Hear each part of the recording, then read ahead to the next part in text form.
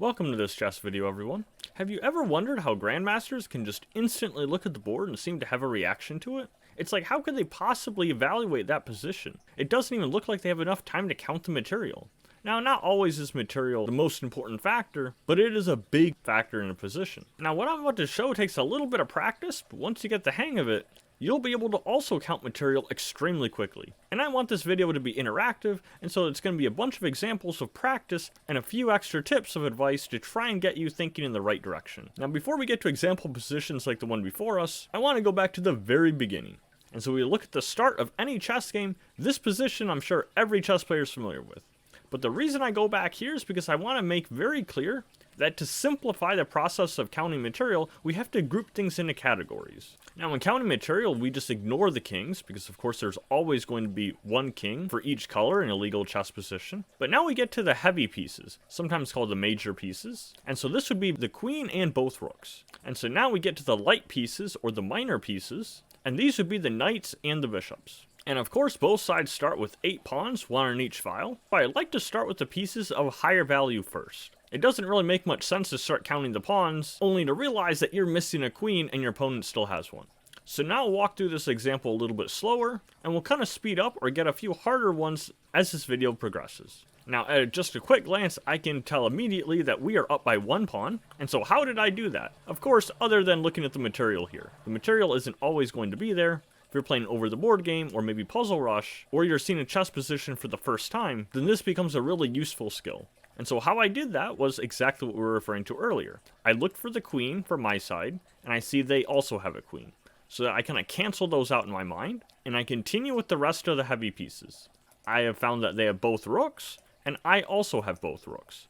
I do this very quickly, it's literally just a glance. And so next we look at the minor pieces. I have one, and they also have one. We don't really care if they're a bishop or a knight. We can start to evaluate the position later. My first step is just to count the material. Because we both have a bishop, we're equal in material so far. Now we get to the pawns. Now when you're starting out, you can literally just count their pawns. So they have 4. And then we count ours, we actually have 5, because there's this pawn up here, easy to miss. And so in this position, we have an extra pawn. That's where this pawn comes from. Now what I like to do for the pawns is if we have most of them on the board, I don't even count how many pawns we have. I literally just glance at the files and see which pawns are missing. Now I'll give you a good example of that as I, in real time, try and figure out the material difference. Okay, so we both have a queen, we both have 2 rooks. They have 2 minor pieces, so do we. They have 7 pawns, and we also have 7. And so material here is equal. Now how did I get that so quickly? At a glance, it wasn't too hard to see we have a queen and both rooks. They also have the same.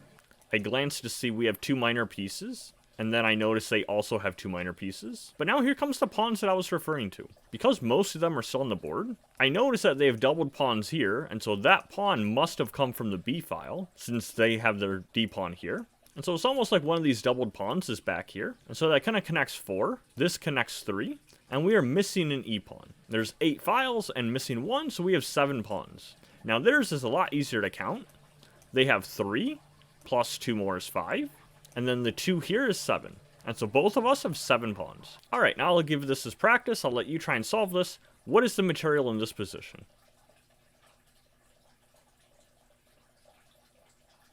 Now with practice, this does get quicker and easier. We both have a queen and 2 rooks.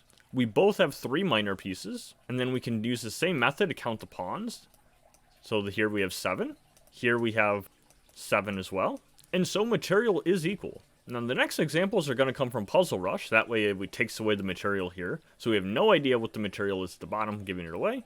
And so quickly, what is the material here? Now you can count the same method we were talking about. There's an even faster way for this exact position that I haven't shared yet. Now the regular way we just talked about was they have 1 rook and 1 minor piece, so that's 8 points. We have 2 minor pieces, that's 6 points, so we're down by 2 in pieces. They have 4 pawns. And now we also have 4 pawns. So pawns are equal, but pieces they are up by 2. Now the quicker way I could have done this is we both have a knight, but the imbalance in pieces is a minor piece and a rook. And so whenever that happens, title players like to call this up the exchange. So in this position, you could say that black is up the exchange, which also means they are up by 2. Alright, now we'll try some practice again. So what is the material difference here? White has a queen and 2 rooks. Black also has a queen and 2 rooks, but black has an entire extra minor piece. So in pieces, black is up by 3.